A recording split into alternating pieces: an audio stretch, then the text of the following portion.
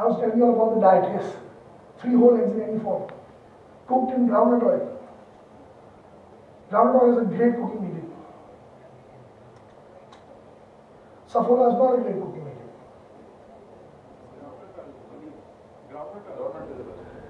You all are ruled by advertising. We all are. Correct? But advertising also, there are lots of things when it comes to advertising of electronics, it's nice. When it comes to advertising of automobiles, it's nice. When it comes to advertising of these food items and all of this, horrible scene. Okay? You all have heard of Postman oil? And you all have heard of Safflower? Postman oil belonged to poor boys. That's the family that owns Postman. Marico Industries is the owner of Safflower, Mariwalas. During my personal training days, both were my clients. Okay? This is a story that I'm telling you of complacency with a good product and aggressiveness to the bad product. Household oil in the entire of India was Postman. Nobody questioned. If there was oil, there was a Postman ka dabba. And Postman ka dabba was what? Groundnut oil. The Umar boys were they were a royal family, literally a royal family. A royal, I remember the lady of the house of Noor Jahan, Begum, literally, I'm talking about Nawab, not very aggressive. They knew they had a product which was a household name, chal raha, tons and tons of money. Then comes the aggressive Gujarati Marico Industries, Mariwalas. And they do something, they hear about this cholesterol scare in the US around the 80s. They jump on the cholesterol bandwagon. And they say we scare the hell out of people. Out of sheer scare, they will choose nothing else but Safflower. So they kept on bombarding heart health. If you're worried about your husband, you will buy Safflower. If you're worried about your family, you will buy Safflower. If the heart is going bad, your heart is cholesterol is going to be fine. Now cholesterol has become a buzzword. Everybody was worried about cholesterol, started around the early 80s. What is a good cholesterol? There is no such thing as good cholesterol, bad cholesterol. HDL is not a cholesterol. High density lipoprotein is a carrier for cholesterol. It is not a cholesterol. Low density lipoprotein is not a cholesterol. It is a carrier for cholesterol. Dietary cholesterol is neither good nor bad. It is dietary cholesterol. Dietary cholesterol does not cause a cholesterol problem. Bodybuilders routinely consume 20 yolks a day. You think bodybuilders have got cholesterol problems? Whatever little cholesterol issues you see, bodybuilders also are artificially spiked because of LDL, HDL levels who are out of whack because of steroid usage and not because of the yolk consumption. 20 yolks a day and you will not have a cholesterol problem. And there are people scared of yolks. And you know who has the worst lipid profiles? Jains and Gujaratis, and they have no yolks in their entire diet. In fact, no animal products means no cholesterol in their diet. So they are almost zero cholesterol diets, and yet they have lipid profile problems. Where does it come from? So I was telling you about this whole ad thing. So they jumped on the cholesterol bandwagon and they started writing cholesterol-free oil, when every single vegetable oil is cholesterol-free, because the cholesterol is not found in vegetables. He was stating the obvious. Postman was relaxed. They did not suddenly start acting and saying, "Arey, we'll be cholesterol free also from the very beginning." Groundnut is as cholesterol free as saffron. And they lost out. And the household oil changed from groundnut to saffron. Go back again to groundnut. More unsaturated fatty acids, very good. The refined doesn't really matter much. The fat profile doesn't change. If you like, I prefer dhara because it has that actual peanut taste to it. It can add texture to your food, it can add flavor to your food as well. Olive oil, everybody knows is great. Yes, it is great, but olive oil, the extra virgin olive oil is great, but not for cooking. Use it for dressing. So what I would do is dress the salads with olive oil and use groundnut oil as a cooking medium. Another advantage of an oil is the smoking point. Once the oil starts smoking, there is no oil which is healthy. Once the oil starts smoking. So the smoking point is very important. Groundnut oil can stay without smoking for very, very high temperatures. You get it? And if you have something that is healthy for you, fish, chicken, all of this is healthy for you. If you don't add batter, but you deep fry the fish, fried fish, fantastic for you. Fried samosas, very bad for you. Baked samosas, equally bad for you. It is not the oil.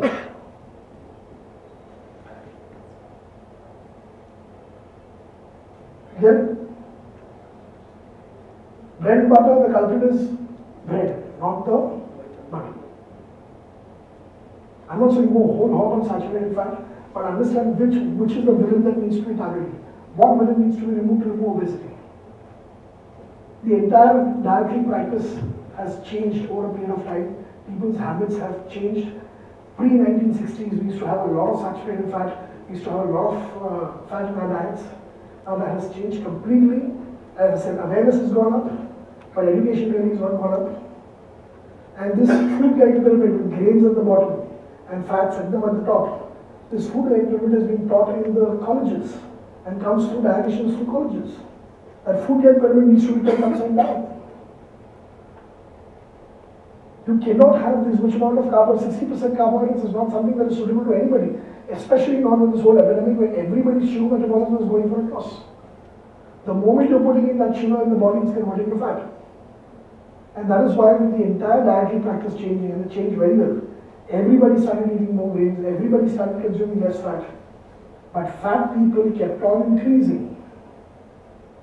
If you look at the fat consumption, it has dropped tremendously. We should actually be seeing very rarely fat people. But the number of fat people have increased. Diabetes has increased. Why should diabetes increase if awareness has gone up? If everybody is on a diet, everybody wants to eat healthy, why is diabetes increasing? Something's wrong with the diet. And a complete predominance of carbohydrates in our diets is what is causing this problem. There are lots of people you hear on the net now, it's a trend. Carbohydrates is not evil, carbohydrates is not that bad. Carbohydrates, you can eat carbohydrates and still lose fat. I agree to all of that. But when you're not genetically gifted, when you're genetically disadvantaged, and you've already collected a lot of fat, then the only way you will be able to lose fat is by cutting out, at least take the first step and cut out starch completely. Again, we only finish eggs in the morning. So 3 whole eggs in any form you like. And please don't be under the impression that a fat loss diet needs to taste bad. Remember, fat is allowed. Hence the texture of food can be nice and enriching. Spices and salt do not make you fat. So add to taste. You can add all kinds of vegetables, bell peppers, mushrooms, broccoli, coriander, what else? Green chilies, all the stuff, onions you can add. Make a nice omelette out of it, but don't have bread with it.